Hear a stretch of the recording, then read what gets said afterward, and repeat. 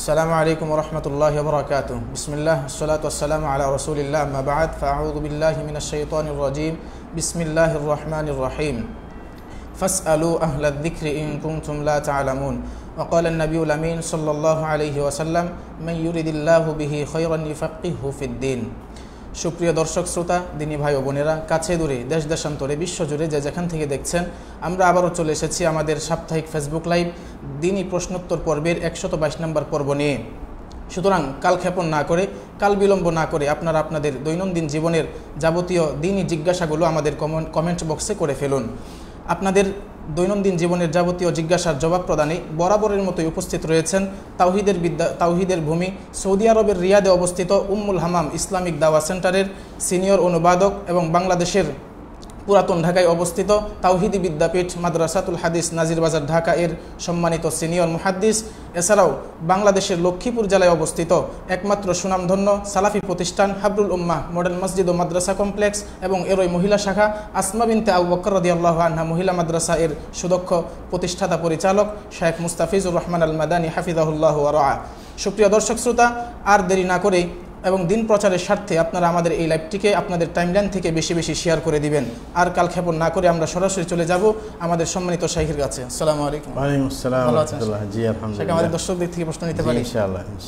সুপ্রিয় দর্শক শ্রোতা, আমরা শুরুতে দেখতে পাচ্ছি আমাদের একজন দিনী ভাই তিনি জানতে চেয়েছেন ফরজ অথবা নফল সালাত আদায়কালে সূরা পড়ার সময় 7 বা 8 সেকেন্ড সময় চুপ থাকা যাবে কি? আলহামদুলিল্লাহ রাব্বিল আলামিন ওয়া সাল্লাতু ওয়াসসালামু আলা সাইয়্যিদিল মুরসালিন নবিয়িনা মুহাম্মদ ওয়া আলা আলিহি ওয়া সাহবিহি আজমাইন, আম্মা বা'দ। প্রিয় ভাইরা আমার, আমাদের ভাই যে প্রশ্ন করেছেন সেটা হচ্ছে যে আপনার সূরা পড়ার সময় ফরজ বা নফল নামাজের মধ্যে 7 বা 8 সেকেন্ড চুপ থাকা যাবে কি? আমরা বলবো যে রাসূল আকরাম সাল্লাল্লাহু আলাইহি ওয়াসাল্লামের পক্ষ থেকে চুপ থাকার সিস্টেম সালাতের মধ্যে প্রথমে যখন সালাত শুরু করে তখন আপনার সানা পড়ার জন্য একটা চুপ থাকা, আরেকটা হচ্ছে যখন সূরা ফাতিহা শেষ করবে আমিন বলার পরে চুপ থাকা, আরেকটা হচ্ছে আপনার যখন রুকুতে যাবে তার আগে চুপ থাকা, এই হালকা। এখন আপনি চুপ থাকা কোনটা বলেছেন? সম্ভবত আপনার আরেকটা সূরা শুরু করার আগে সূরা ফাতিহার পরে চুপ থাকা যদি হয় তাই তো ভালো, এটা তো প্রমাণিত, বা রুকুতে যাওয়ার আগে চুপ থাকা এগুলো প্রমাণিত। এছাড়া কোন সময়ের চুপ থাকা বলছেন সেটা তো আমরা বুঝতে পারিনি সুনিশ্চিতভাবে, এই কারণে সেটা সুনিশ্চিতভাবে বললে তখন বলা যাবে। এখন যেটা আমরা মূল ফর্মুলা যেটা চুপ থাকার সেগুলো বলে দিয়েছি, সুতরাং মিলিয়ে নেওয়ার চেষ্টা করেন। আর কেউ যদি এমনও চুপ থাকা হইতে পারে যে কেউ যদি একাধিক সূরা পড়ে, যে একটা সূরার পরে আরেকটা সূরা সে আপনার মিলিয়ে পড়বে ওটার সাথে, তখন হয়তোবা এরকম হালকা একটা চুপ থাকার সৃষ্টি হয়, সেটাও মানে সমস্যার কিছু না। যেমন সে আবার আরেকটা বিসমিল্লাহ পড়ে মানে উচ্চ স্বরে না পড়ে নিচু স্বরে বিসমিল্লাহ পড়ে তারপরে সে আরেকটা সূরা শুরু করবে, সেটাও হইতে পারে। এরকম চুপ থাকার ব্যাপারেও তিনি বুঝাতে পারেন, সুতরাং তিনি সুনির্দিষ্টভাবে বলবেন ইনশাআল্লাহ। জাযাকুমুল্লাহু খায়রা। আমাদের আরেক ভাই ফসলের উসর সম্পর্কে জানতে চেয়েছেন যে একজন মালিকের 61 মণ ধানের পুরোটা থেকে উসর দিবে নাকি কর্মচারীদেরকে খরচ দেওয়ার পর অবশিষ্ট অংশ থেকে উসর প্রদান করবে? ধন্যবাদ প্রিয় ভাই। আমরা বলবো যে ওসরের সিস্টেম হচ্ছে যে আপনি উৎপাদনের উপর, আপনি যেটা আপনার পাচ্ছেন, কেউ আছে বর্গা চাষ করে মানে আরেকজনে ভাগে চাষ করে, সুতরাং তার অংশ নিয়ে যাওয়ার পর সে যতটুকু পাইবে অতটুকুর মধ্যে ওসরের হিসাব আসবে। অথবা নিজেই করে কর্মচারী দিয়ে, তাইলে যেটা ঘরে আসবে ধান সেটাই। কিন্তু যদি এমন হয় ফসল থেকেই কর্মচারীর বেতন দেওয়া হচ্ছে তাইলে ওটা কাটতে যাবে। কিন্তু যদি আপনি টাকা থেকেই দিলেন কিন্তু আপনার ফসল আসছে এতটুকু, ওই ফসলের সাথে ওসরের সম্পর্ক যতক্ষণ পর্যন্ত আপনি ফসল না দেন ওর বিনিময় হিসেবে, যতটুকু আপনার কাছে আপনি পাবেন সেটা বর্গা চাষের পরে হোক অথবা নিজে ক্ষেতের পরে যেটা আপনার ফান্ডে আসবে ওটারই আপনি ওষুধ দেবেন ইনশাআল্লাহ। আমাদের আরেক ভাই তিনি জানতে চেয়েছেন যৌথ ফ্যামিলিতে কুরবানি দেওয়ার হুকুম কি? যৌথ ফ্যামিলির একটা ফ্যামিলি এরকম আছে যাদের সকলেই কর্মক্ষম, সকলেই সচ্ছল আর্থিকভাবে, তো তারা কি সবাই অল্প অল্প করে টাকা দিয়ে পিতার কাছে দিয়ে একজনের পক্ষ থেকে কুরবানি করবে নাকি পুরো পরিবারের সবাই আলাদা আলাদা করে কুরবানি করবে? ধন্যবাদ প্রিয় ভাইজান। আমরা বলবো যে যদি একান্নভুক্ত ফ্যামিলি হয়, যে একসাথে সবার খাবার দাবার যদি হয় তাহলে একটা ফ্যামিলি হিসাবে সেটা ধরা যায়। এই কারণে সবাই কিছু কিছু টাকা দিয়ে দায়িত্বশীল যিনি থাকবেন পিতা তার কাছে দিবেন, তিনি একটা গরু কিনে সেটা জবাই করার সময় নিয়ে থাকবে যে এই পশুটা আমার পক্ষ থেকে এবং আমার ফ্যামিলির সবার পক্ষ থেকে জীবিত মৃত সবাইকে সামিল করতে পারেন। কিন্তু যদি একান্নভুক্ত ফ্যামিলি না হয়, মানে ভিন্ন ভিন্ন, একই ঘরের 4 বা 4টের ফ্যামিলি ভিন্ন ভিন্ন, আয়ের উৎস সবই ভিন্ন, একসাথে খায় না, তাইলে কিন্তু একসাথে দেওয়া ঠিক না। একসাথে আপনার দেওয়ার জন্য একান্নভুক্ত ফ্যামিলি হইতে হয়। তো এই কারণে ওই হিসেবে ধরবে।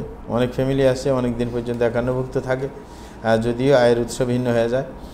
আবার কেউ আছে না আপনার শুরুতে ভাগ হয়ে যায়, প্রত্যেকের ফ্যামিলি ভিন্ন, এক বাড়িতে অবস্থান করে, তাহলে সেটা ভিন্ন ব্যাপার। এই কারণে একান্নভুক্ত হওয়াটা গুরুত্বপূর্ণ। জি, জাযাকুমুল্লাহ খাইর। আমাদের আরেক ভাই তিনি জানতে চেয়েছেন সমকামিতায় ইসলামের শাস্তি কি? ধন্যবাদ প্রিয় ভাইজান। আমরা বলবো যে সমকামিতা এটা ভয়াবহ একটি ব্যাপার। লূত আলাইহিসসালামের সম্প্রদায়কে কিন্তু ধ্বংস করে দেওয়া হয়েছে সমকামিতার কারণে। আল্লাহ জাল্লাহু পরীক্ষা নিয়েছেন, ফেরেশতাকে পাঠিয়েছেন ফর্সা ছেলের রূপ দিয়ে, তখন তারা তাদের সাথে সমকামিতা করার ইচ্ছা পোষণ করছে। তখনই আল্লাহ জাল্লাহু তাদের পুরো ভূখণ্ডটাকে আকাশের দিকে উঠিয়ে নিয়েছেন এবং উল্টো করে ফেলে দিয়েছেন। এমনকি তার উপরে আবার আপনার পাথর বর্ষণ করেছেন। কত বেশি ক্রোধ থাকলে আল্লাহ জাল্লাহু এরকম করেন সেটা বুঝেন। আতাতুনা দুকরান, কোরআনের মধ্যে আসছে যে মিন্দুরের নিসা, যে তোমরা কি পুরুষের সাথে তোমরা সঙ্গমে লিপ্ত হচ্ছ, মহিলাদেরকে যাদেরকে আসলেই সঙ্গমের জন্য সৃষ্টি করা হয়েছে তাদেরকে বাদ দিয়ে, আল্লাহ জাল্লাহু আশ্চর্য হয়ে বলছে যে এরকম করো তোমরা। তো সুতরাং আতাতুনা ফি নাদিকুম আল মুনকার, নিজের অবস্থানের জায়গার মধ্যে তোমরা সেই ঘৃণিত কাজ করতেছ। তোমাদের সুতরাং কঠিন। এবং হাদিসের মধ্যে সুস্পষ্ট, এটা তো আল্লাহ জাল্লাহু তাদের শাস্তি স্বরূপে এই ব্যবস্থা নিলেন, কিন্তু হাদিসের মধ্যে সুস্পষ্ট শাস্তির ব্যবস্থা আছে। ইবনুল কাইয়িম রাহমাতুল্লাহ আলাইহি বলেছিলেন যে একটা হাদিস আছে, ইদা রাআইতুমু কওমান ইয়ামালুনা আমাল কওমি লূত ফাকতুলুল ফাইল ওয়াল মাফউল বিহি। বলছে তোমরা যখন দেখবে যে কেউ কওমে লূতের আমল করে, সমকামিতায় লিপ্ত হয়, এরকম ছেলে সমকামিতায় লিপ্ত হয়ে যায়, তখন ফাইল মাফউল যে কাজটা করতেছে, যার সাথে করা হচ্ছে, দুইজনকে হত্যা করবে। তাইলে দুইজনকে হত্যা করে দেওয়া এটা হচ্ছে বিধান। ইবনুল কাইয়িম রাহমাতুল্লাহ আলাইহি বলছেন যে আচ্ছা ঠিক আছে, যে কাজটা করছে সে তো দোষী, এতে সবাই বুঝে যে কাজ করছে, এই কারণে বলে যে ওর দোষ কি, তাকে হত্যা করতে বলা হয়েছে কেন? উনি বললেন যে এটা চরমভাবে ওনার অভিজ্ঞতা থেকে বলছিলেন যে কোনো ব্যক্তি যদি আপনার সমকামিতায় অভ্যস্ত হয়ে পড়ে, যদিও তার সাথে করা হয় সে করছে না, কিন্তু অভ্যস্ত হওয়ার কারণে পরবর্তীতে সে মাফউল থেকে ফাইলে রূপান্তরিত হয়। এই কারণে শরীয়তের বিধান হচ্ছে আপনার দুইজনকে ধ্বংস করে দেওয়া, দুইজনকে হত্যা করা, যেন এর বীজ একবারে নষ্ট হয়ে যায়, যেন এর বীজ না থাকে। এই কারণে উনি চ্যালেঞ্জ দিয়ে বলেছেন ইবনুল কাইয়িম রাহমাতুল্লাহ আলাইহি যে কেউ যদি আমাকে বলে যে কোনো গাদা মানুষ হয়ে গেছে, বলে যে আমার বিশ্বাস করে একটু সহজ হবে, কিন্তু যদি কেউ বলে যে কোনো সমকামী ভালো হয়ে গেছে, বলে যে আমি কোশ্চিনকালেও বিশ্বাস করবো না। যদি হঠাৎ করে কোনো অঘটন ঘটে সেটা ভিন্ন ব্যাপার, বলে যে অভ্যস্ত সমকামী ভালো হয়ে গেছে, বলে যে আমি এটা কোশ্চিনকালেও বিশ্বাস করি না। যে এটা তার হইতে পারে এখন কাজ বন্ধ, তার শারীরিক সক্ষমতা নেই, সেটা ভিন্ন ব্যাপার, কিন্তু যতদিন তার শারীরিক সক্ষমতা আছে সেই অভ্যাস ফেলতে পারে না। এই কারণে আপনি দেখেন যে কিছু প্রতিষ্ঠানে আপনার বিশেষ করে এরকম আছে যারা এই সমস্ত কাজে অভ্যস্ত, এরা দেখা যায় যে সরকার এদেরকে নিয়ে অনেক বলাবলি করে, ফেসবুকে অনেক এরকম বলাবলি হয়, পত্রপত্রিকায় উঠে, তারপর কিছুদিন পরে হঠাৎ করে দেখা যাবে যে আরেকজনের অঘটন ঘটে বসছে। কেন? বদভ্যাস ছাড়তে পারে না। এই কারণে কিছুদিন ভয়ে চুপ থাকে, আবার সে তার অভ্যাসের কারণে আবার সেদিকে ফিরে আসে। এই কারণে আপনার সমকামিতার শাস্তি হচ্ছে দুইজনকে হত্যা করে দেওয়া। এটাই হচ্ছে সমাধান। জাযাকুমুল্লাহ খাইর। আমাদের আরেক ভাই তিনি জানতে চেয়েছেন 1 অথবা 2 মাসের গর্ভের ভ্রূণ নষ্ট করা কি হারাম, বা কোন কোন পর্যায়ে সেগুলো নষ্ট করা যাবে জানাবেন ইনশাআল্লাহ। ধন্যবাদ প্রিয় ভাইজান। আমরা বলবো যে আসলে ভ্রূণ নষ্ট করা সেটা হচ্ছে 43-এর পরেই আপনার রূহ দেওয়া হয়। এর আগে, বিশেষ করে 80 দিনের আগে, বাচ্চার যখন জন্মের বয়স 80 দিন হয়, যখন গর্ভে ধারণ হয়, তার 80 দিনের পরে আপনার চেহারা তৈরি হয়ে যায়। যদিও আপনার রূহ আসে না, রূহ তো আসে 3-4-এর পরে, 3-4-12 120 দিনের পরে। 120 দিনের পরে আপনার চলে আসে, রুহ চলে আসে, তখন তো আপনার কোনোভাবেই হত্যা করা যাবে না, মানে রুহ আসার পর। কিন্তু তার আগে হত্যা করা যাবে, মানে ওটা নষ্ট করে দেওয়া যাবে, হত্যা না। কিন্তু 80 দিনের পরে আপনার চেহারার অনেক সময় গঠন তৈরি হয়ে যায়। এই কারণে আলেমরা বলে থাকেন যে 80 দিনের পার হয়ে গেলে ওটা নষ্ট না করতে, তার আগে সিদ্ধান্ত নিয়ে ফেলতে। কারোর যদি শারীরিক কোনো সমস্যা থাকে যে আরেকটা সন্তান হইলে সে রিস্কি হবে, যে কোনো মুহূর্তে তার প্রাণনাশের হুমকি আছে, তাইলে সে আগে আপনার প্রথম 2 মাসের ভিতরেই মানে কাজটা সেরে ফেলতে হবে। মানে প্রথম 2 মাস পার হইলে আর এগুলার চিন্তা করবে না, সিদ্ধান্তটা দ্রুত নিতে হবে। এই কারণে এই ব্যাপারে আর দ্রুত নিতে হবে, মানে খামখেয়ালির কারণে না, ডাক্তারের পরামর্শ নিয়ে। অভিজ্ঞ মুসলিম ডাক্তার যদি পরামর্শ দেয় যে এই বাচ্চা নিলে শারীরিক মারাত্মক ঝুঁকিপূর্ণ পরিস্থিতির সৃষ্টি হবে, তখনই একমাত্র ব্যবস্থা নিতে পারে, এমনিতে না। জি, জাযাকুমুল্লাহ খাইর। আমাদের আরেক ভাই প্রশ্ন করেছেন, ছোটবেলায় না বুঝে অনেক মানুষের গাছ থেকে ফল ফলাদি খেয়েছি, সেগুলোর জন্য করণীয় কি? ধন্যবাদ প্রিয় ভাইজান। হ্যাঁ, যে ছোটোবেলায় অনেকে এরকম দুষ্টমি করে ফল ফলাদি খেয়ে থাকে, এটার জন্য যদি ওই লোকেরা এখনও বেঁচে থাকে তাদের থেকে ক্ষমা চেয়ে নিতে হবে। আর যদি মরে যায়, যে ক্ষমা চাওয়ার কেউ নেই, এরা সবাই মৃত্যুবরণ করছে, তাইলে ওই আন্দাজ সদকা খায়রাত করতে থাকবেন ওদের নিয়তে। যতটুকু করলে আপনার আন্দাজ হবে যে না আমি সদকা ওই আন্দাজ করে ফেলতে পারছি, তখন বাস বন্ধ করে দেবেন। কিন্তু অতটুকু করবেন এবং এদের জন্য আল্লাহর কাছে ক্ষমা চাইবেন, ইনশাআল্লাহ আল্লাহ ক্ষমা করে দেবেন। জি, আমাদের আরেক ভাই তিনি প্রশ্ন করেছেন, ভারত পাকিস্তান যুদ্ধ শুরু হয়ে গেছে, এমন অবস্থায় আমাদের করণীয় কি, আমরা কি করতে পারি? ধন্যবাদ প্রিয় ভাইজান। হ্যাঁ, ভারত পাকিস্তান যুদ্ধ লেগেছে, হ্যাঁ, এটার পিছনে লাখানোর মানুষও আছে। এখানে আমাদের পাশে যতই বলে চীন আমাদের বন্ধু, এটা অবশ্যই খেয়াল রাখা দরকার, চীনও কাফের রাষ্ট্র এবং ওরা ওদের নিজের এলাকায় মুসলমানদের উপর নির্যাতন করে থাকে, কিন্তু বাইরে বন্ধুত্ব দেখায়। কারণ চীনের একটা বিরাট একটা স্বপ্ন আছে, চীন চাইতেছে আপনার ভারতকে মানে চাপের মুখে রাখা বা ভারতের কিছু অংশ দখল করে ফেলা, যেমন লাদাখের অঞ্চল দখল করার ফিকির আছে। এই কারণে মুসলিম 2টা রাষ্ট্রকে ব্যবহার করে সে ইন্ডিয়াকে কাবুতে ফেলতে চায়, যে পাকিস্তানকে কাজে লাগিয়ে আবার বাংলাদেশকে কাজে লাগিয়ে।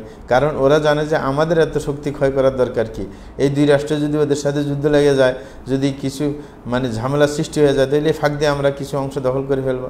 আর চীন যদি ভারতের কিছু অংশ দখলে একবার নেয়, চীনের হাত থেকে আবার দ্বিতীয়বার ফেরত নেওয়া কিন্তু খবর আছে। হ্যাঁ, কারণ চীন হচ্ছে এখন উচ্চাবিলাসী রাষ্ট্র, এখন মানে টাকা পয়সার দিক দিয়ে আমেরিকাও ছাড়াই যাচ্ছে। শুধু যদিও মডেলি করার এখন পরিপক্কতা আসে নাই, কিন্তু টাকার দিক দিয়ে অগ্রসর হয়ে যাচ্ছে এবং ভবিষ্যতে আলামতে বোঝা যায় এদের সাথেই মুসলমানদের সর্ববৃহৎ লড়াই কিন্তু এদের সাথেই হবে, হাবভাবে যেটা বোঝা যায়। কারণ হাদিসের মধ্যে যাদের নাক বসা, যাদের কথা বলা আছে, এরাই চীনের লোক আর কি। ভবিষ্যতে হাবভাবে ওটাই বোঝা যায়। সুতরাং খুশি হওয়ার কোনো কারণ নেই। কিন্তু পাকিস্তানের সাথে যদি ইন্ডিয়ার যুদ্ধ হয়, তাহলে আমরা মুসলমান হিসেবে আমাদেরকে পাকিস্তানের পক্ষে থাকতে হবে। ইন্ডিয়ার পক্ষে থাকা এটা ঈমান বিধ্বংসী কারণ। এই কারণে আমরা কখনো ইন্ডিয়ার পক্ষে থাকতে পারবো না, আমাদেরকে পাকিস্তানের পক্ষেই থাকতে হবে। হ্যাঁ, তো এটা হচ্ছে আমাদের করণীয়। কারণ সে যদি পাকিস্তানকে কাবু করতে পারে ইন্ডিয়া, তাহলে পরের স্টেপে কিন্তু আমরাই আছি কিন্তু। হ্যাঁ, তো এই কারণে আমাদেরকে অবশ্যই সতর্ক থাকতে হবে, সুকৌশলে অবস্থান নিতে হবে এবং এই যুদ্ধ যেন অগ্রসর না হয়, এই জন্য আমাদের যারা নেতৃস্থানীয় আছে তারা এটাকে সমঝোতা নিয়ে আসতে হবে। মানে আমাদের করণীয় এটা, আমাদের প্রশাসনের করণীয় আছে। আর আমরা হইতেছি যদি পরিবেশ ওই রকম দিকে যায় যে আমাদের অস্ত্র ধরতে হয় ইন্ডিয়ার বিরুদ্ধে, কারণ ইন্ডিয়া যদি সুবিধা পায় বাংলাদেশও একটা মারিয়ে দিতে পারে। হ্যাঁ, যদি দেখা যায় যে একটু অগ্রসর হয়েছে, কারণ এদের তো মানে এগুলা হিন্দুর কোনো ভরসা নাই। হ্যাঁ, কারণ এগুলা ওই যে সুবিধা পায় কাজ করে, এরা তো এমনি হয়েছে ভীতু জাতি, হিন্দুরা কিন্তু ভীতু জাতি, এটা ঐতিহাসিক। হ্যাঁ, কিন্তু এরা আবার সুযোগ পাইলে সুযোগ ব্যবহার করতে আপনার ত্রুটি করে না। তো এই কারণে আমাদের সতর্ক দৃষ্টি রাখতে হবে এবং আমাদের পুরা মুসলিম জাতি ঐক্য থাকতে হবে। আমরা মুসলমান যারা আছি, আমরা বারবার এটা স্মরণ করিয়ে দেই যে যখন ভারতের মধ্যে ধর্মীয় আওয়াজ তুলে যখন মোদি চাইতেছে ওই রাষ্ট্রটাকে মানে শক্তিশালী করে রাখতে, আমরা কেন ধর্মীয় চেতনা ছাড়া আমরা নিজেদের মধ্যে আবার ঐক্য ধরার চিন্তা করতেছি? আমি এটা কখনো বুঝতেছি না, এটা কখনো কোশ্চিনকালও হবে না। একজনে ধর্মীয়ভাবে মানুষকে সুগঠিত করলে আমাদেরকেও ধর্মীয়ভাবে করতে হবে, তাইলে ধর্মীয় লড়াই হবে। তখনই আল্লাহ জাল্লাহু আমাদের সহযোগিতা করবেন, ওদের সহযোগিতা করবেন না। আমরা যদি আল্লাহর সহযোগিতা করি, ধর্মকে যদি ঠিক করে কোরআন সুন্নাহ অনুযায়ী যদি আমরা একমত থাকি, কোশ্চিনকালেও ভারত যত বড় রাষ্ট্র হয় আমাদেরকে দমাতে পারবে না ইনশাআল্লাহ।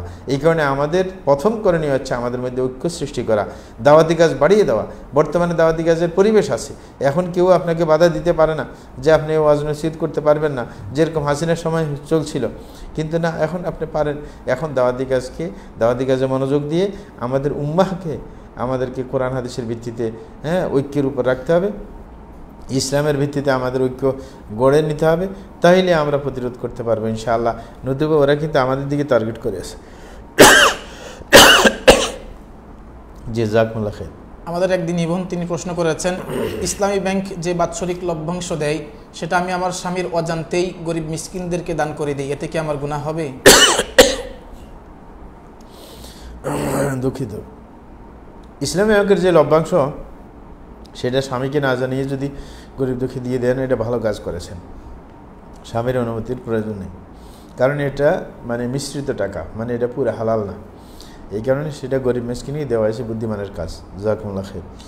আমাদের আরেক ভাই তিনি প্রশ্ন করেছেন, আমি অনেক টাকা ঋণী আছি, এই অবস্থায় আমার ঋণ পরিশোধ করতে অনেক সময়ের প্রয়োজন, কিন্তু এখন আমি এই ঋণের বোঝা মাথায় নিয়ে বিয়ে করতে পারবো কি?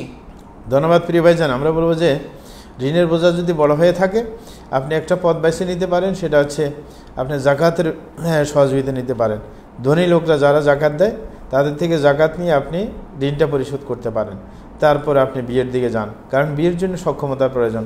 সুতরাং আপনি এত ঋণ নিয়ে আবার বিবাহের দায়িত্ব নিয়ে আরেকজনকে চালানোর সেই রিস্ক নিতে যাবেন কেন? যেটা আগে দেওয়ার সেটা আগে দিবেন, আরেকজনের ঋণ আপনার আগে দিতে বাধ্য। এই কারণে সেটা আপনার যদি টাকা না থাকে তাইলে জাকাতের সহযোগিতা নেন, জাকাত নিয়ে তারপর সেটা পরিশোধ করেন, তারপরে বিবাহের দিকে অগ্রসর হন। জাযাকুমুল্লাহ খাইর। আমাদের আরেক ভাই কুরবানি সম্পর্কে প্রশ্ন করেছেন যে কুরবানির টাকার বাজেট যদি কম হয় তাহলে গরু দিয়ে কুরবানি দেব নাকি ছাগল দিয়ে কুরবানি দেওয়া উত্তম? ধন্যবাদ প্রিয় ভাইজান। আমরা বলবো যে ফ্যামিলির পক্ষ থেকে একটা পশু হলে হয়। আপনি যদি গরু না দিতে পারেন ছাগল দিয়ে দেন, আর যদি গরু দিয়ে দিতে পারেন গরু দিয়ে দিবেন। জি, জাযাকুমুল্লাহ খাইর। আমাদের আরেক ভাই তিনি প্রশ্ন করেছেন, আমার মা মারা গিয়েছে 6 মাস হলো, আমি আমার পিতাকে আবার বিয়ে করিয়েছি, এখন তিনি আলাদা সংসার করছেন, এতে কি আমরা গুনাহগার হব? ধন্যবাদ প্রিয় ভাইজান। আমরা বলবো যে আপনি পিতাকে বিয়ে করিয়েছেন, এটা তো শুনে আমার আশ্চর্য লাগলো যে বাংলাদেশে যেখানে আপনার দ্বিতীয় বিয়ের ব্যাপারটা ভালো চোখে দেখে না, সেইখানে আপনি দ্রুত নিজের পিতাকে বিয়ে করে দিলেন, এটা তো ভালো কাজ করছেন, এটা পিতার প্রতি বিরাট এহসান। আমি সৌদি আরবে যখন ছিলাম, এক সেনাবাহিনীর এক অফিসার তার বাপকে সে বলতেছে যে আচ্ছা আপনি তো আমাকে জন্ম দিলেন, তো শরীয়তে তো আপনার সন্তুষ্টির ব্যাপারটা আমাকে দেখতে বলা হয়েছে, আচ্ছা আপনি বলেন তো আপনি কিসে খুশি হন, মানে কী করলে আপনি আমার উপর খুশি হবেন? তো বলতেছে আমাকে একটু বিয়ে করাই দেয়, তাইলে আমি খুশি হব। সে 1.5 লাখ মোহরানা দিয়ে ওকে বিয়ে করাই দিয়েছে। কয়েকবার খুশি বলে যে খুশি। তা আপনি আপনার বাপের কল্যাণে কাজ করেছেন, এটা অবশ্যই ভালো কাজ করেছেন। আল্লাহ আপনাকে তৌফিক দেখ। সুতরাং এখানে গুণের কোনো কাজ নেই, ভালো কাজই করেছেন। জাযাকুমুল্লাহ খাইর। আমাদের আরেক ভাই তিনি প্রশ্ন করেছেন, বর্তমান সময় বিয়ে করার জন্য ভালো ধার্মিক কোনো মেয়ে পাওয়া খুবই কঠিন, এমত অবস্থায় ধার্মিক মেয়ে যাচাই বাছাইয়ের জন্য কি করণীয়? ধন্যবাদ প্রিয় ভাইজান। আমরা বলবো যে ধার্মিক মেয়ে পাওয়াতে একটু আসলেই কষ্টকর পরিবেশ পরিস্থিতির কারণে, কিন্তু তারপর আমরা বলবো যে যদি একবারে ধার্মিক না পান, কমপক্ষে ছেলের আপনার মেয়ের মাকে দেখবেন। মেয়ের মা কমপক্ষে নিতান্ত পক্ষে আপনার পিতার বাধ্য কিনা, মানে যদি দেখা যায় মেয়ের মা তার বাপের কথা শুনেই চলে, কখনো তার বাপের কথার বাইরে যায় না, মানে আনুগত্যশীলা মহিলা, যদি এরকম হয় তাইলে অগ্রসর হইতে পারেন। এরকম মেয়েকে নিয়ে আসি আপনি ঘর সংসার করে তাদেরকে সঠিক পথে নিয়ে আসতে পারবেন। কারণ এই যে পরিবার থেকে যদি স্বামীর আনুগত্যের প্রশিক্ষণ পায়, কারণ মাকে যখন দেখবে যে বাপের কথা শুনে চলে, একটা মেয়ে অভ্যস্ত হইবে যে না স্বামীর কথা শুনতে হয়, তখন তাকে গড়ে নেওয়া সহজ। কারণ আপনি যদি একবারে ধার্মিকে না পান তাহলে আপনাকে বিয়ে করতে হবে না। ধার্মিককে তো প্রায়োরিটি দিবেনই, খুঁজবেন।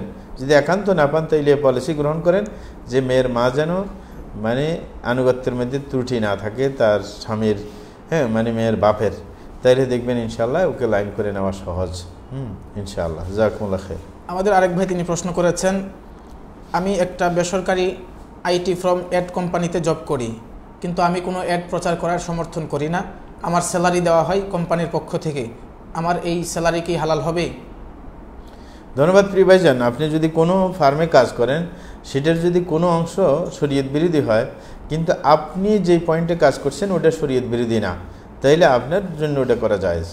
যে আপনি যেই অপশনে কাজ করছেন ওটা শরীয়ত বিরোধী না, তাইলে আপনি বেঁচে যাবেন। কিন্তু একবারে ওদের সাথে না থাকা ভালো। কিন্তু অনেক সময় এরকম পিওর একবারে সার্বিকভাবে ভালো এরকম কোম্পানি খুঁজে কয়টা পাবেন আপনি?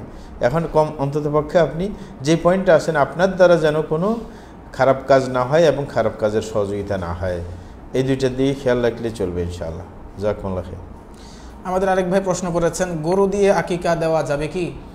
ধন্যবাদ প্রিয় ভাইজান। আমরা বলবো যে গরু দিয়ে আকিকা না দিয়ে আপনি ছাগল দিয়ে দিবেন। রাসূল আকরাম সাল্লাল্লাহু আলাইহি ওয়াসাল্লাম ছাগল দিয়ে আকিকা দেওয়ার জন্য বলছেন যে আনিল গোলাম শাতান, বা লিল গোলাম শাতান ওয়াল জারিয়াতি শাহ, যে ছেলের জন্য 2টা ছাগল, মেয়ের জন্য 1টা ছাগল। সুতরাং আপনার ছাগল দিয়ে আকিকা দেওয়ার হচ্ছে নিয়ম, হাদিসে সেটা বলা হয়েছে। এই কারণে আলেমরা বলে যে এখানে আপনার পশু ধরতে হবে। কেউ যদি গরু দিয়ে আকিকা দিতে চান, ছেলের জন্য 2টা গরু, মেয়ের জন্য 1টা গরু, এরকম হিসাব করে। যদি আমার দেশে কোনো আলেম বলে থাকেন যে একটা মানে 60টা ছাগলের স্থলাভিষিক্ত একটা গরু, সুতরাং গরুর 2 ভাগ দিয়ে ছেলের কাজ হয়ে যায়, এরকম বলেন। কিন্তু সুন্নাহ নিয়ম হচ্ছে আপনার 2টা পশু ছেলের জন্য, 1টা পশু মেয়ের জন্য। এই হিসাবে ছাগল না দিতে পারলে গরু 2টা দেন, অসুবিধা কি? আপনি যদি বড় কোনো অনুষ্ঠান করতে চান, অথবা আপনার 2টা ছাগল ভিন্ন দিয়ে গরু দেন সাথে, কিন্তু গরু দিয়ে মানে একইভাবে দেওয়া সেটা সুন্নাহ পরিপন্থী কাজ। সুতরাং সুন্নাহ মতে চলার চেষ্টা করবেন ইনশাআল্লাহ। জাযাকুমুল্লাহ খাইর। আরেক বোন আমাদেরকে প্রশ্ন করেছেন, আমরা কিভাবে বুঝবো যে আমাদের তওবা কবুল হয়েছে? ধন্যবাদ প্রিয় বোন। আমরা বলবো যে বুঝবো কিভাবে, সেটা হচ্ছে আপনার তওবা কবুল যদি হয়ে থাকে তাইলে আপনি নেকের কাজের প্রতি উৎসাহী হয়ে উঠবেন, আর যেই কাজ থেকে তওবা করছেন ওই কাজের প্রতি ঘৃণা আপনার তৈরি হবে। যদি এরকম হয় তাহলে বোঝা গেছে তওবা কবুল হয়েছে। কারণ তওবা কবুল হইলে তখন আল্লাহ জাল্লাহু নেকের কাজের তৌফিক দিয়ে দেন। এটা হচ্ছে নিয়ম। এবং ওই খারাপ কাজের প্রতি ঘৃণা সৃষ্টি করেন, তখনই দেখবেন, বুঝবেন যে আপনার তওবা কবুল হয়ে গেছে ইনশাআল্লাহ। আর তওবা যদি হঠাৎ করে ছুটে যায় আবার করে নেবেন, মানে আপনি করার মধ্যে কোথায় করবেন না, জি করতেই থাকবেন ইনশাআল্লাহ। আমাদের আরেক ভাই তিনি জানতে চেয়েছেন, একজন মহিলার ব্যবহৃত 4 ভরি স্বর্ণ আছে, উনি কি এর যাকাত আদায় করবেন? ধন্যবাদ প্রিয় বোন। আমরা বলবো যে 4 ভরিতে তো যাকাত আসে না, 7.5 ভরি হইতে হয় স্বর্ণতে, মানে আপনার 85 গ্রাম স্বর্ণ হইতে হয়। 85 গ্রাম না হইলে আপনার স্বর্ণের যাকাত আসবে না। 4 ভরিতে 85 গ্রাম হয় না। জি, জাযাকুমুল্লাহ খাইর। আমাদের আরেক ভাই তিনি প্রশ্ন করেছেন, আমার মৃত মায়ের জন্য আমার করণীয় কি? ধন্যবাদ প্রিয় ভাইজান। আমরা বলবো যে মৃত মায়ের জন্য সদকা খায়রাত করবেন এবং ইস্তেগফার করবেন, এবং মৃত মায়ের আপনার যারা রক্তের সম্পর্কীয় আছে, যেমন আপনার খালা আছে, আপনার মামারা আছে, তাদের সাথে আত্মীয়তার বন্ধন ভালো রাখবেন, এবং আপনার মায়ের যারা বান্ধবী ছিল তাদের সাথে ভালো সম্পর্ক রাখবেন। তাইলে এদের জন্য ইস্তেগফার করা, এদের সাথে সম্পর্কীয় মানুষের সাথে ভালো আচরণ করা, এবং বিশেষ করে এদের পক্ষ থেকে সদকা করা। সদকা করবেন আপনি, আপনার মায়ের পক্ষ থেকে সদকা করবেন। এটা হচ্ছে আপনার ভালোবাসার প্রমাণ। রাসূল আকরাম সাল্লাল্লাহু আলাইহি ওয়াসাল্লাম হযরত খাদিজার জন্য, খাদিজার মৃত্যুর পরে ছাগল জবাই করে হযরত খাদিজার বান্ধবীদের কাছে পাঠিয়ে দিতেন, বিলি করতেন। মানে এটা হচ্ছে নিয়ম। রাসূল ইসলাম বলছে আসসালাতু আলাইহিমা ওয়াল ইস্তিগফারু লাহুমা, এরকম বুদ্ধি দিয়েছেন। তারপর ইকরামু সাদিকিহিমা, যে তাদের বন্ধু বান্ধবকে সম্মান করা, যেরকম ইবনে ওমর করেছিলেন। ইবনে ওমর রাদিয়াল্লাহু আনহু একবার এক গ্রাম্য লোককে দেখছেন রাস্তা দিয়ে যাইতেছেন হাঁটি হাঁটি, উনি গাদার উপর ছিলেন। উনি ওকে দেখে গাদার থেকে নামে নিজের পাগড়িটাকে ওর মাথা উঠিয়ে দিলেন, তারপরে ওকে গাদার উপর চড়াই দিলেন। তখন কিছুক্ষণ পরে ওকে আর ওর যখন বাড়ি আসছে নামাই দিলেন। পরে ওর ছাত্ররা বললো যে আপনি এরকম করলেন কা? এ তো আপনি সালাম দিলেই যথেষ্ট, ওকে গাদায় উঠে দিতে হবে, তারপর পাগড়ি মাথায় দেওয়াইতে হবে। কয়েছে জানো না এ হচ্ছে আমার বাপের বন্ধু, ঠিক না? এই কারণে তাকে সম্মান দিয়েছিলাম, এটা রাসূল বলছিল সম্মান দিতে। তাইলে এরকম কাজ করবেন, সদকা খায়রাত করবেন মার পক্ষ থেকে, তার জন্য ইস্তেগফার করবেন, তার আপনার বান্ধবীদের সাথে ভালো আচরণ করবেন, এবং আপনার রক্তের সম্পর্কীয় তার কারণে যারা আছে, যেমন মামা খালা, এদের সাথে ভালো সম্পর্ক রাখবেন। এগুলো আপনার করণীয় ইনশাআল্লাহ। জাযাকুমুল্লাহ খাইর। আমাদের আরেক ভাই তিনি প্রশ্ন করেছেন, কোনো সুস্থ ছাগল অতিরিক্ত খাওয়ার ফলে এমন পর্যায়ে পৌঁছে গিয়েছে যে তার মৃত্যু হওয়ার উপক্রম, এমত অবস্থায় সেটাকে জবেহ করলে তার গোশত হালাল হবে কি?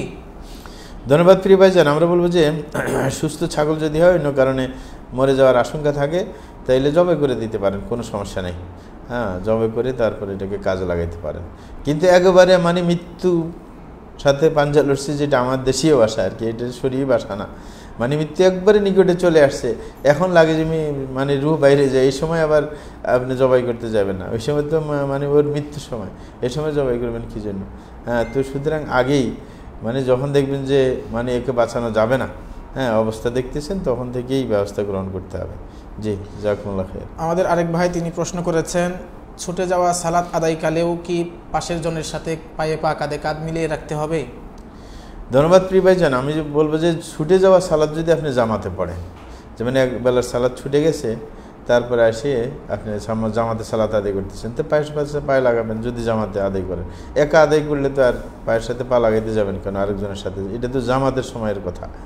জি, আরেক ভাই তিনি প্রশ্ন করেছেন, কুরআন তেলাওয়াতের সময় মাদ ছুটে গেলে গুনাহ হবে কি? কোরআন তেলাওয়াতের সময় গুন্না মাদ এগুলো ছুটে গেলে আপনার নামাজ নষ্ট হবে না, কারণ এগুলো হচ্ছে কোরআনের বিশেষ বৈশিষ্ট্য। হ্যাঁ, এটার জন্য আপনার সালাত নষ্ট হয় না, এগুলো হচ্ছে সৌন্দর্যের জন্য তৈরি করা হয়েছে। নতুবা আরবি ভাষার মধ্যে তো কোনো মদ গুন্না এগুলো নাই, এগুলো শুধু কোরআনের জন্য। এই কারণে এগুলোর বেশ কম হইলে নামাজ হয়ে যাবে। জাযাকুমুল্লাহ খাইর। আমাদের আরেক ভাই তিনি প্রশ্ন করেছেন, কোনো সুদী কারবারি ব্যক্তির জন্য সমাজের লোকদের দায়ভার নিতে হবে কি? ধন্যবাদ প্রিয় ভাইজান। আমরা বলবো যে সুদী কাজকারী ব্যক্তির যে তাকে প্রতিহত করতে হবে, মানে সুদী কাজকার থেকে দূরে সরাইতে হবে। কারণ রাসূল আকরাম সাল্লাল্লাহু আলাইহি ওয়াসাল্লাম বলছেন, মুনসুর আখা যালিমান আও মাজলুমা, যে তুমি তোমার ভাইয়ের সহযোগিতা করো, সে জালেম হোক অথবা মজলুম হোক। যিনি সুদী কারবারি নিয়ে ব্যস্ত আছেন, মানে টাকা দেন মানুষের সুদের উপর, সে তো জালিম, সে তো নির্ভর জুলুম করতেছে, আপনি তাকে এই কাজ থেকে বিরত রাখার চেষ্টা করতে হবে। আর যিনি মজলুম, হ্যাঁ মানে মানে এরকম টাকা নিয়ে ফেলছে, তাকে উদ্ধার করার জন্য ব্যবস্থা করবেন, তাকে তোবা পড়াবেন, আর জিন্দগিতে যেন এই কাজের সাথে সম্পৃক্ত না হয়। এগুলো হচ্ছে আমাদের করণীয় দায়ভার সামাজিক। এটা কাউকে সুদের কাজ করতেছে আপনি দেদারসে ছেড়ে দেবেন, সেটা তো ভ্রাতৃত্বের বন্ধনের আপনার হইল না, ফায়দা হইল না। ভ্রাতৃত্বের বন্ধন যখন আমরা মুসলমান, একজন আরেকজনকে খারাপ কাজ থেকে তো দূরে সরাইতে হবে, এটা আমাদের করণীয়। জাযাকুমুল্লাহ খাইর। আমাদের আরেক ভাই তিনি প্রশ্ন করেছেন, ইসলামের পোশাকের বিধান কি? পাঞ্জাবি বা জুব্বা কি সুন্নতি পোশাক? ধন্যবাদ প্রিয় ভাইজান। আমরা বলবো যে ইসলামের মধ্যে পোশাকের কিছু বৈশিষ্ট্য বলা আছে, কিন্তু কোনো আপনার পোশাকের ধরন বলে দেওয়া হয়নি যে এই ধরনের পোশাক হইতে হবে। এই কারণে আমরা বলবো না যে জুব্বা ইসলামী পোশাক বা পাঞ্জাবি ইসলামী পোশাক, কিছু না। হ্যাঁ, সবগুলো ইসলামে চলে, কিন্তু কিছু শর্ত আছে, এগুলো পালন করতে হবে। শর্তের মধ্যে আছে টাকনা নিচে পড়তে পারবে না, আপনার কাপড় টাকনা নিচে যাইতে পারবে না। এরকমভাবে আপনার এমনভাবে শরীরের সাথে ফিট হইতে পারবে না যে সতরের সাইজ বোঝা যায়, এমনভাবে পাতলা হইতে পারবে না যেটা আপনার শরীরের রং বোঝা যায়, এবং লেবাসুস সোহরা বলা হয়, এমন ব্যতিক্রম ধরেই কাপড় পরতে পারবে না সবাই আপনার দিকে তাকায় থাকে, মানে এরকম হইতে পারবে না। হ্যাঁ, এরকমভাবে মহিলাদের পোশাক হইতে পারবে না, হ্যাঁ যে মহিলাদের কোনো রং প্রসিদ্ধ মহিলারা পরে আপনি সেটা পরতে পারবেন না। কাফেরদের পোশাক পরতে পারবেন না, কাফেররা যে সমস্ত পোশাক পরে সেগুলো আপনি পরতে পারবেন না। এগুলো যদি আপনি রক্ষা করতে পারেন তাইলে আপনার ওই পোশাকই ইসলামী পোশাক হয়ে যাবে। কিন্তু যখন আলেমরা আমাদের দেশে জুব্বা পরে, এই কারণে যদি সেটা পরা যায় তা আপনার ওদের সাথে মিল হইল, খারাপ থেকে বাঁচা একটু আরও বেশি সহজ হইল। মানুষে আলেম ভাব আপনাকে দেখে, হ্যাঁ যখন এরকম পরিস্থিতি এসে যাবে আপনাকে সম্মান করবে, তখন আপনি দেখবেন যে খারাপ কাজে জড়িত হওয়া আপনারও লজ্জাবোধ করবে। এই কারণে মানে আলেম যারা নেককার, এদের পোশাক ধরলে সবচাইতে ভালো নিরাপদে থাকা।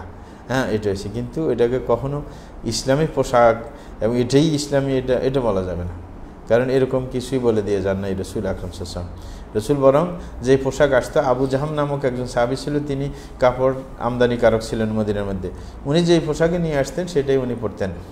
একবার শুধু এমন হয়েছে, রাসূলের জন্য একটা পোশাক নিয়ে আসছে 50 দিরহাম দিয়ে, এটা হয়েছে একবারে ডোরা ডোরা দাগওয়ালা। রাসূল এটা পরে নামাজে যখন গেলেন তখন এটা দিকে বারবার চোখ যায়, কারণ নামাজের পরে এটা আপনার খুলে ফেলছেন, খুলে এক সাহাবীকে দিয়ে বলতেছেন যে তুমি ওর কাছে দিয়ে আসো, হ্যাঁ যে এবং আম্বে জানিয়া, যেটা মানে আগের পোশাক যেগুলো ওনার জন্য আনতেন আগে, বলে যে ওই জাতীয় একটা নিয়ে আসো।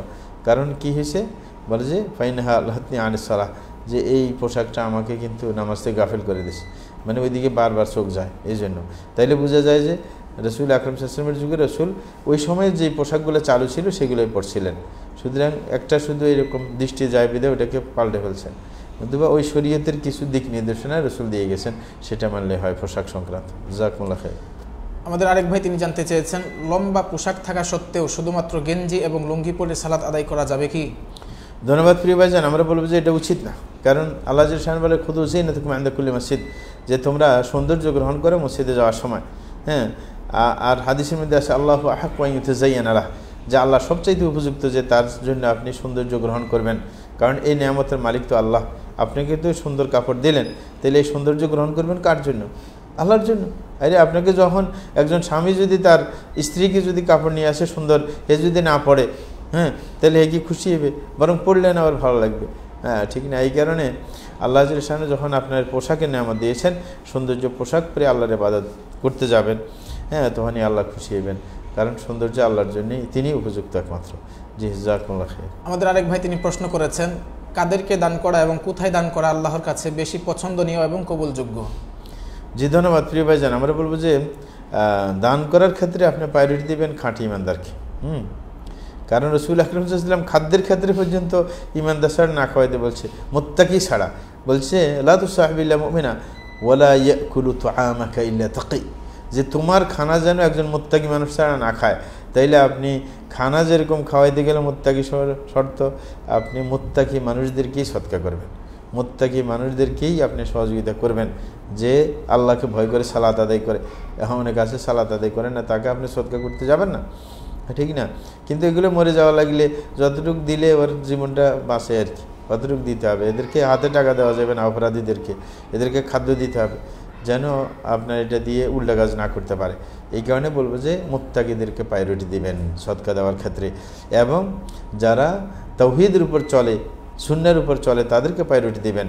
কারণ যারা তাওহীদপন্থী না, হ্যাঁ, এদেরকে টাকা দিলে আপনি দেখবেন যে শিরকের পথে কাজে লাগিয়ে দিবে, বেদাতের কাজে লাগিয়ে দিবে। সুতরাং এদেরকে প্রায়োরিটি দিতে হবে।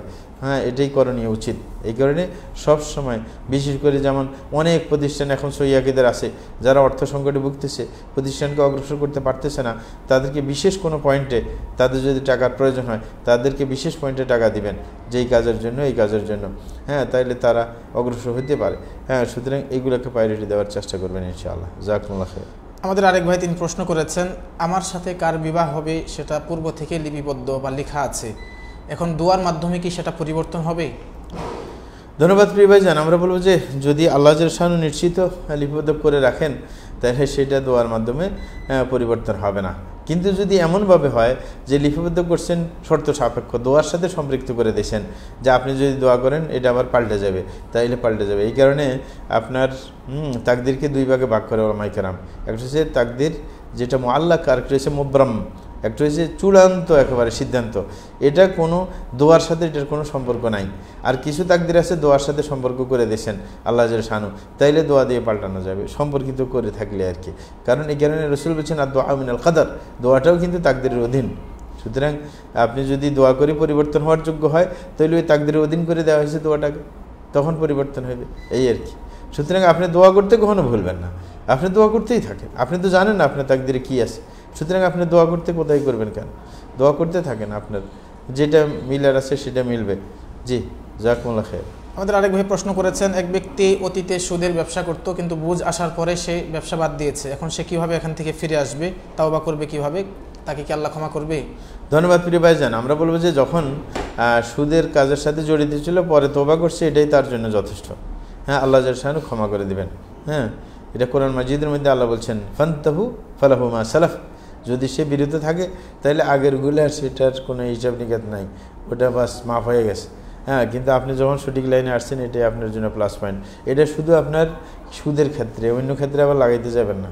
হ্যাঁ, অন্য ক্ষেত্রে, সুদের ক্ষেত্রে এটাকে সুবিধা দেওয়া হয়েছে, যে আপনি পূর্বে যদি এটার সাথে জড়িত থাকেন, তওবা করলে পরের থেকে ঠিক, আর আগেরগুলো নিয়ে টেনশন করতে হবে না। জাযাকুমুল্লাহ খাইর। আমাদের আরেক ভাই তিনি প্রশ্ন করেছেন, আমি বিবাহ করেছি, 5 বছর হয়েছে আমাদের সাংসারিক জীবন, কিন্তু আমার স্ত্রী আমার মুখে মুখে তর্ক করে, সে কথা শুনতে চায় না। এমত অবস্থায় তার সাথে সংসার করব নাকি তাকে তালাক দিয়ে দেব? ধন্যবাদ প্রিয় ভাইজান। আমরা বলবো যে এই জাতীয় মহিলাকে না আসা যা বলে, হ্যাঁ, মানে যে আপনার মুখে মুখে তর্ক করে আনুগত্য করে না, এদের ব্যাপারে আল্লাহ সামনে 3টা পয়েন্ট বলছেন, যে ওয়াল্লাতী তাখাফুনা নুশুজাহুন্না ফাইদুহুন্না। হ্যাঁ, ওয়াল্লাতী তাখাফুনা নুশুজাহুন্না, যে মহিলাদের নুশুজকে তোমরা অবাধ্য হওয়াকে আশঙ্কা করো, তাইলে 3টা স্টেপ বলছে। হ্যাঁ, ফাইদুহুন্না, যে তাদেরকে নসিহা করতে হবে। নসিহা নিজে করতে পারলে নিজে করেন, অথবা কোনো আলেমের মাধ্যমে নসিহা করতে পারেন। হ্যাঁ, ফোন লাগাই দিয়ে বলেন যে একে একটু বুঝান। হ্যাঁ, তারপরে ওয়াহজুরুহুন্না ফিল মাদাজি', তারপরে আপনি নিজের বাসায় রেখেই তাকে পরিত্যাগ করেন, মানে আরেক দিকে ফিরে শুয়ে থাকেন, তার সাথে কথা বন্ধ দিয়ে তাকে কাবু করার চেষ্টা করেন। তারপরে লাস্টে আপনি হয়েছে ওয়াদরিবুহুন, তারপরে আপনি প্রহার করবেন, কিন্তু প্রহার করে আবার মানে দাগ বসাই দিবেন না, আবার ফাইটে টেটে দিবেন না। হাদিসের মধ্যে আছে যে দরবান গায়রা মুবাররাহ, যে আপনি এমন মারবেন যেন ছিঁড়ে টিড়ে না যায়। তারপরে যদি দেখেন যে কাজ হয় না, তারপরে তালাকের পথ বেছে নেবেন, এছাড়া আর কিছু করণীয় নেই। কিন্তু এই চেষ্টাগুলো করে যাবেন ইনশাআল্লাহ। জাযাকুমুল্লাহ খাইর। আমাদের আরেক ভাই তিনি প্রশ্ন করেছেন, আমি একটি কোম্পানিতে প্রতি ঘন্টায় কাজ করে থাকি, কিন্তু মাসে আমি একদিন ওই কোম্পানিতে কাজ করতে যাইনি, কিন্তু ওই টাকাও আমাকে দিয়ে দেওয়া হয়েছে, সেই টাকা কি আমার জন্য হালাল হবে? ধন্যবাদ প্রিয় ভাইজান। আমরা বলবো যে কোম্পানির টাকা, কোম্পানি যদি কাজ ছাড়াও যে একদিন কাজ করে নেয়, সে মনে করছে যাক এটাও দিয়ে দেয়, কোনো সমস্যা নেই, কোনো সমস্যা নেই। কিন্তু সমস্যা হয়েছে যদি কোম্পানিতে সিস্টেম থাকে যে কোনো দিন কাজ না করলে টাকা দিবে না, কিন্তু আপনি সুপারভাইজারকে ম্যানেজ করি, সুপারভাইজারকে আপনি এটা করছেন, তাহলে জায়েজ হবে না। কিন্তু যদি সিস্টেমারি এমনিই দিয়ে দেয় যে এটা হালকা ভালো কর্মচারী হইলে একদিন দুই দিন কোনো ব্যাপার না, তাইলে তো অসুবিধা নেই। জি, কিন্তু অবৈধভাবে কোনো পথ অবলম্বন করবেন না। জি, আমাদের আরেক দিনই ভাই তিনি জানতে চেয়েছেন, সালাতে রুকন বা ওয়াজিব ছুটে গেলে করণীয় কি? ধন্যবাদ প্রিয় ভাইজান। সালাতে রোকন ছুটে গেলে রোকন আদায় করতে হবে, এটার ক্ষতিপূরণ নাই, এটা আদায় করতেই হবে বাধ্যতামূলক। কিন্তু ওয়াজিব যদি ছুটে যায়, ওয়াজিব ছুটলে আপনার সজদা দিয়ে ক্ষতিপূরণের ব্যবস্থা আছে, সজদা দিলে ক্ষতিপূরণ হয়ে যাবে। ধরেন আপনি মাঝখানে বসা, আপনার বিশেষ করে 2 বৈঠক যে নামাজের আছে, হ্যাঁ, প্রথম বৈঠক যেটা আছে এটা হইতেছে আপনার ওয়াজিব। সুতরাং যদি কেউ না বসে উঠে যান, তাইলে ওই যে 2টা সজদা দিলে হবে সালামের আগে। তাহলে এই জাতীয় ওয়াজিব ছুটে গেলে, যে কোনো ওয়াজিব, 8টা ওয়াজিবের কোনোটা যদি ছুটে যায়, তাইলে আবার ওয়াজিবের মধ্যে আর ফরজের মধ্যে কিন্তু আছে, মতভেদ আছে। যেমন আমরা বলি যে 14টা ওয়াজিব, 14টা ফরজ এবং কি 8টা ওয়াজিব। আমাদের দেশের আলেমরা বলে যে আপনার 6টা ফরজ, হ্যাঁ, আমরা বলি যে রোকন হয়েছে 14টা, হ্যাঁ, আর এদের নিকটে হচ্ছে 6টা। তারপরে আবার আমরা বলি ওয়াজিব 8টা, এদের নিকটে ওয়াজিব 14টা, হ্যাঁ, বেশ কম আছে। হ্যাঁ, সুতরাং এবার হিসাব করে নেবেন। হ্যাঁ, যে ওয়াজিব ছুটলে ক্ষতিপূরণের ব্যবস্থা আছে, কিন্তু যদি রোকন বা ফরজ ছুটে যায়, তাহলে অবশ্যই সেটা করতে হবে, করে তারপরে ক্ষতিপূরণের ব্যবস্থা করতে হবে। মানে আপনার বাড়তি হওয়ার কারণে, যে আপনি ওটাকে বাড়তি করলেন, করার কারণে নামাজের মধ্যে বাড়তি সৃষ্টি হয়ে গেল কাজের, তখন আবার সজদার ব্যবস্থা আছে, মানে কিন্তু কাজ ওটা করাই লাগবে, কাজ করা ছাড়া কিন্তু চলবে না। যেমন দৃষ্টান্ত হচ্ছে আপনি সেজদা দেওয়ার রোকন, কিন্তু আপনি কোনো রাকাতের মধ্যে সেজদা ভুলে গেছেন, তাইলে যখন আপনি মনে আসছে তখন আবার ফেরত আসে সেজদা দিতে হবে, সেজদা দিয়ে পরে সামনের দিকে অগ্রসর হবেন। কিন্তু এটার জন্য সালামের পরে আবার 2টা সাজদা দিতে হবে, কারণ আপনার সালাতের মধ্যে বাড়তি হয়ে গেছে এই কারণে। জি, আমাদের আরেক ভাই তিনি প্রশ্ন করেছেন, সামর্থ্য থাকা সত্ত্বেও যদি কেউ কোরবানি না করে, তাহলে তার বিধান কি? ধন্যবাদ প্রিয় ভাইজান। আমরা বলি যে কোরবানির বিধান নিয়ে আলেমদের মধ্যে মতভেদ আছে। কেউ এটাকে সুন্নাহ বলে, কেউ এটাকে ওয়াজিব বলে।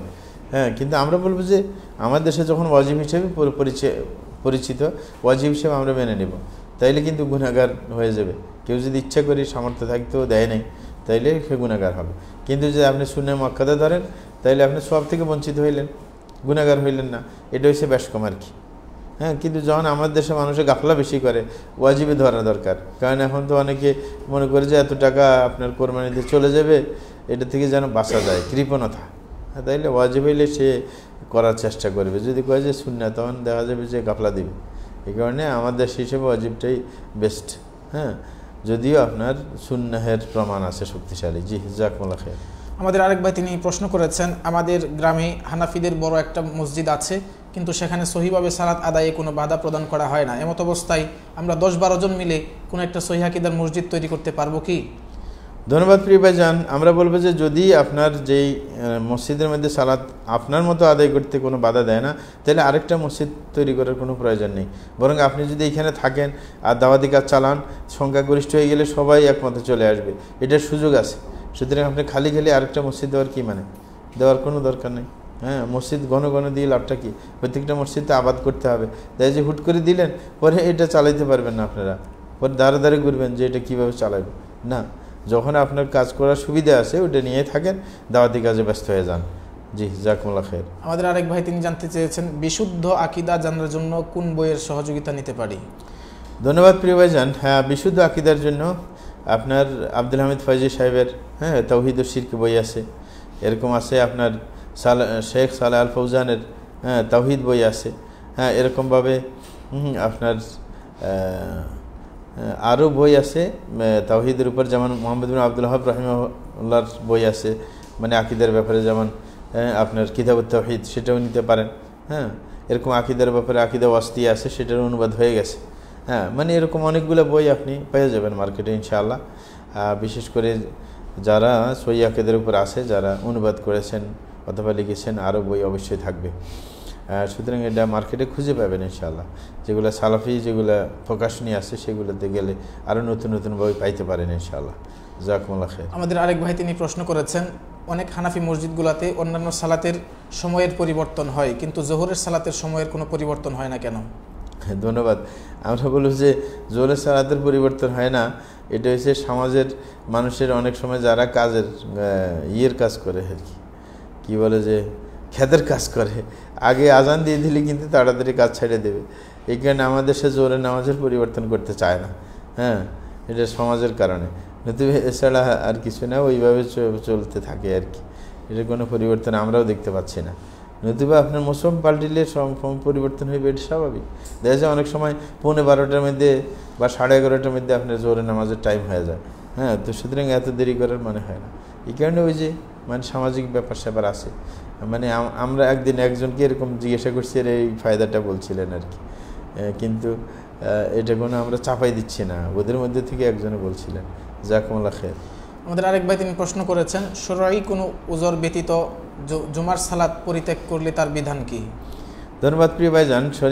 কোনো ওজর ছাড়া যদি কেউ লাগাতার 3টা জুমা ত্যাগ করে, তাইলে তার অন্তরের উপর মোহর মেরে দেওয়া হয়। হ্যাঁ, মোহর মেরে দিলে তখন সে আর ইসলাহের সুযোগ থাকে না। মান তারাকা সালাসা জুমাইন মুতাতালিয়াতিন তাবা আল্লাহু আলা কলবিহি, হাদিসের মধ্যে আছে 3টা জুমা ইচ্ছে করে যদি আপনার ত্যাগ করে কোনো ওজর ছাড়া, তাইলে আল্লাহ মোহর মেরে দেবে। হ্যাঁ, এটা ভয়ঙ্কর ব্যাপার। এই কারণে আমরা কখনো জুমা ছাড়তে চেষ্টা করব না। এই কারণে আমাদের দেশে মুসল্লি জুমার মুসল্লি বেশি, কারণ ওই যে এটা জানে যে একেবারে মুশকিল। এই কারণে কমপক্ষে জুমার দিন পড়ে, অন্য দিন না পড়লো। কিন্তু আমাদের অবশ্যই দরকার, ওটা যেরকম ফরজ, অন্য সালাদও তো ফরজ, তাহলে সুতরাং ফরজ বিধা মানতে হবে না, শুধু আপনার জুমা পড়লে তো হবে না, প্রত্যেক দিনের ফরজের তো আর বিধান রেখেছেন আল্লাহ জাল্লাহু। জাযাকুমুল্লাহ খাইর। আমাদের আরেক ভাই তিনি জানতে চেয়েছেন, সামর্থ্যবান ব্যক্তির জন্য কর্মব্যস্ততার কারণে বদলি হজ করানো বৈধ হবে কি? ধন্যবাদ প্রিয় ভাইজান। আমরা বলবো যে না, যিনি সামর্থ্য রাখেন, মানে মক্কাতে মানে হজের এলাকায় গিয়ে নিজে আপনার হজ করতে পারবেন, টাইম অবশ্যই বাইর করতে হবে। কারণ হজ বিধান পালনের জন্য টাইম বাইর করতে হবে না, ব্যস্ততা দেখাইলে তো কাজ হবে না। এটা আপনি দরকার হলে কম সময় নিয়ে যান, আপনি কম সময় নিতে পারেন, যদিও আপনার বিষয়টা বেশি দিনের পাওয়া যায়। কিন্তু আপনি ধরেন 8 তারিখ থেকে, জিলহজের 8 তারিখ থেকে হচ্ছে মৌলিক কি হজ শুরু হয়ে যায়, 8 তারিখ থেকে আপনার 12 তারিখের মধ্যে শেষ হয়ে যায়, মানে 8, 9, 10, 11, 12, 5 দিন। 5 দিন হচ্ছে হজের মূল টাইম। তার আগে একদিন আগে যান, একটা উমরাও করে ফেললেন, তামাত্তু হজ করলেন।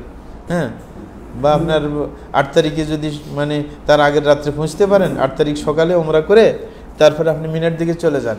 আরও যদি ব্যস্ত হয়ে থাকেন তাহলে মিনে যান, 8 তারিখে গিয়ে আপনি উমরা করেন, উমরা করে আপনার আরাফাতে যায় অংশগ্রহণ করেন। আর কি বলবো, হ্যাঁ, এছাড়া তো আর কিছু করার নেই। এতটুকু টাইম পান না, তাইলে আর মুসলমান হইলেন কি জন্য? তো আপনার টাকা থাকলে অবশ্যই আপনি কম টাইম নিয়ে যান। কারণ 13 তারিখেও আমরা বাদ দিয়ে দিলাম যে 12 তারিখে বাইরে যেতে পারে। হ্যাঁ, 13 তারিখ না থাকলে হয়, তাহলে আপনি ফ্লাইট ওইভাবে করবেন। হ্যাঁ, 8 তারিখে চলে যান, ওইখান থেকে আপনার মানে মিনা না থাকতে পারলেও রাত্রিবেলায় হ্যাঁ পৌঁছলে আপনি উমরাটা করে ফেললেন, পরে ইয়েতে অংশগ্রহণ করলেন আরাফাতে, হইতে পারে। জি। আমাদের আরেক ভাই প্রশ্ন করেছেন, আমি ডাক্তার, কিছু কিছু সময় মহিলাদের প্রেশার মাপতে গিয়ে তাদের শরীরের বিভিন্ন স্থানে ছোঁয়া লাগতে পারে, হাতের স্পর্শ লাগতে পারে, এতে কি আমার গুনাহ হবে? ধন্যবাদ প্রিয় ভাইজান। আপনি এটা উত্তেজনার ভাব যেন না আসে, যদি আপনি উত্তেজনা অনুভব করবেন তাইলে আপনি বিরত থাকার চেষ্টা করবেন। কিন্তু যদি আপনি না এটাকে স্বাভাবিকভাবেই নেন ডাক্তারের কারণে, আর আপনি বেহুদা কোনো স্পর্শ করতে যাবেন না। এটা শরীয়তে জায়েজ করা হয়েছে জরুরতের জন্য। যে আপনার কতটুকু জরুরত, ওই জরুরত আন্দাজ আপনি স্পর্শ করতে পারবেন এবং কোনো উত্তেজনা যেন না আসে। উত্তেজনা আসলে বিরত থাকবেন, আপনি আপনার সহযোগীর শরণাপন্ন হবেন, কারণ প্রত্যেক ডাক্তারের সহযোগী রাখে অনেক সময় মহিলা নার্স ইত্যাদি, তো ওদের সহযোগিতা নেবেন। হ্যাঁ, এই কারণে অবশ্যই জরুরত ছাড়া কখনো স্পর্শ করতে যাবেন না। জাযাকুমুল্লাহ খাইর। প্রেগনেন্ট মহিলাকে ডাক্তারের কাছে নিয়ে যাওয়া যাবে কি? ধন্যবাদ প্রিয় ভাইজান। আমরা বলি যে প্রেগনেন্ট মহিলা মানে বাচ্চা প্রসবের জন্য নিয়ে যাবে কি, সেটা যদি আপনার বাচ্চা প্রসবের জন্য মহিলার সহযোগিতা নিতে পারেন, পুরুষের কাছে নিয়ে যাবেন না। হ্যাঁ, এটা হচ্ছে করণীয়, কারণ জরুরত ছাড়া কখনো সতর দেখানো জায়েজ নেই বেগানা কোনো পুরুষ মহিলাকে। সুতরাং কোনো পুরুষকে আপনি দেখাতে যাবেন কেন বিশেষ জায়গাকে? এই কারণে আপনি চেষ্টা করবেন যে সন্তান প্রসব করবেন আপনি কোনো মহিলা ডাক্তারকে, মহিলা গাইনিকে দিয়ে, নার্সকে দিয়ে, কমপক্ষে যেখানে আপনার মহিলা ডাক্তার এবং নার্সের ব্যবস্থা আছে পুরুষ ছাড়া। আর যদি একান্ত কোনো এলাকার মধ্যে না থাকে যেখানে পুরুষ ছাড়া আর ব্যবস্থা নাই, হ্যাঁ, তাইলে আর কী করবেন, বাধ্য হয়ে সেখানে যাবেন। চেষ্টা তো করতে হবে আমাদেরকে। জাযাকুমুল্লাহ খাইর। সুপ্রিয় দর্শক শ্রোতা, আজকে আমাদের লাইভটিকে আমরা এখানেই সমাপ্তি ঘোষণা করব। আপনাদের জীবনের দৈনন্দিন জীবনের যত জিজ্ঞাসা রয়েছে, দিনই যত জিজ্ঞাসা রয়েছে, সেগুলো আপনারা আমাদের পরবর্তী লাইভে আগামী প্রতি সপ্তাহের বুধবার রাত 8টা থেকে আপনারা আমাদের লাইভের যে পেজ আছে সেই পেজের আপনারা কমেন্ট বক্সে আপনাদের প্রশ্নগুলো করবেন ইনশাআল্লাহ। আজকে আমরা আমাদের শাইখের দোয়ার মাধ্যমে আমাদের লাইভটিকে এখানেই সমাপ্তি ঘোষণা করব। সুবহানাকাল্লাহুম্মা ওয়া বিহামদিকা।